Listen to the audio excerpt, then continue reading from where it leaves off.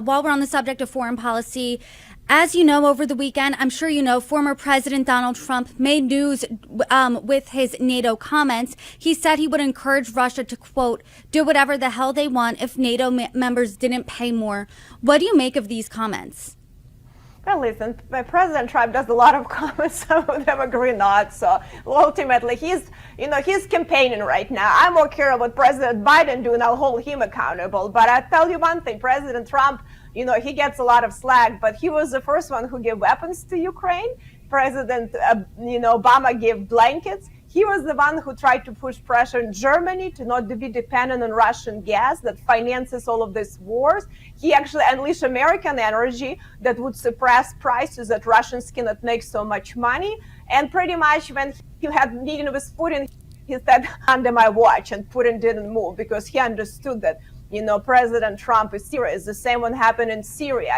He pretty much when they start using chemical weapons, he had a serious conversation, and then, they didn't move further. So there are a lot of things in Middle East. Abraham, of course, he was very tough with a lot of foreign leaders. He does a lot of different things, what he says, right now for campaigning. But if you look at his track record, his policy were very serious, problem for countries like Russia and China, North Korea and Iran. He was really doing actions. So I care not about words, but actions. I wish we would say less words, more actions, but right now this administration is just words, and actions been very weak, and aggressors know, and Putin is not the dumb.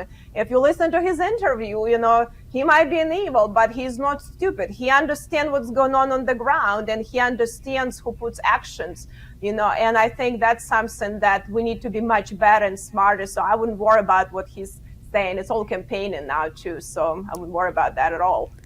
The NATO Secretary General said that those comments, though, undermine all of our security, including that of the U.S.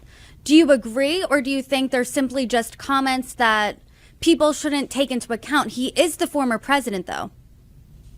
Well, listen, all comments, and, he has to explain what comments was the intent of this comment. So I really don't, I don't even read it, so I don't want to really comment on something I haven't even read, But I'll tell you one thing, that NATO need to do better, and NATO hasn't been really, until recently upgrading the equipment, moving to the East front line. Now we're starting doing much more. So NATO needs to really think a little bit more seriously, because everyone is just waiting that Americans have to do everything, but we're ultimately allies and partners, and they have to do their part too. So we are not just going to, only us have to really cover the bill and all of the actions what NATO is doing. So I think there are some members of NATO that very, good at what, not just putting money where mouth is, but there are some members that have been wishy-washy.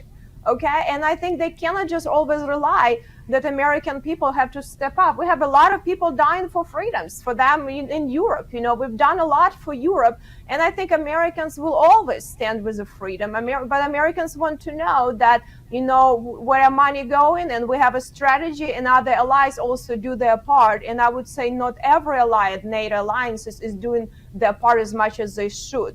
And it's our responsibility to put pressure on them. We will stay with NATO. I don't think, Russia will make moves against NATO, but, if we are not strong enough, Russia can find ways how they can start terrorize countries, Baltics or Poland. And if Putin said he's not going to attack NATO unless NATO attack him. Well, he said Ukraine attacked him on the eastern Ukraine, which is a complete lie. No one ever attacked him. So he can do different sabotages. He can do things that, don't underestimate hybrid warfare that Russia has been doing for many, many years, and how infiltrated they are in Europe. So we have to be smarter, and NATO, instead of worrying what President Trump says, they should worry how they're going to now to deter Russia moving further and get their act together.